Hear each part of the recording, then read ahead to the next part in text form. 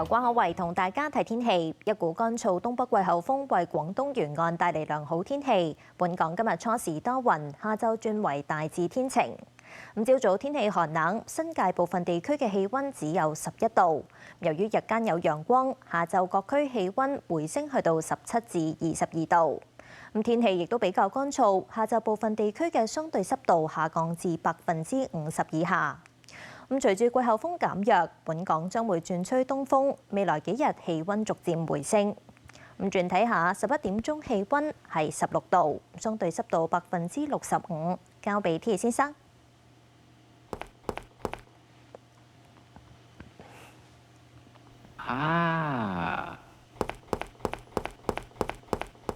預測天氣乾燥，朝早部分時間多雲，市區最低氣温大約13度，新界再低2-3度。日間最高氣温大約19度。週末期間氣温回升。轉睇下，受到較涼嘅偏南氣流影響，澳洲昆士蘭州東南部同埋新南威爾士州東北部，尋日有大雨同雷暴。冷暖氣團相遇，引發空氣上升，部分地區更加出現冰雹，直徑有4至5厘米。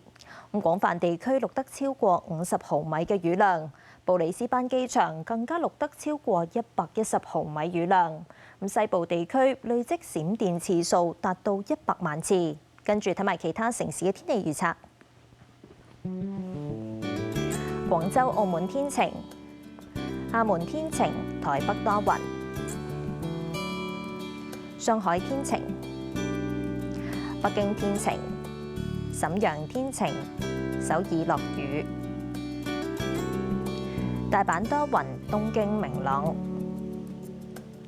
曼谷明朗，吉隆坡明朗，新加坡大風，雅加達落雨，胡志明市、馬尼拉明朗。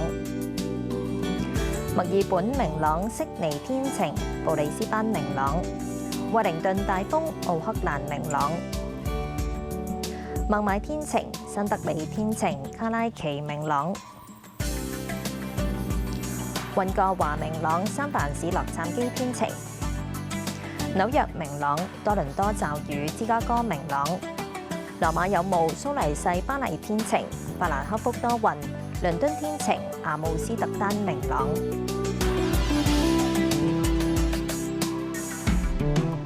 天氣先講到呢度，各位晚安。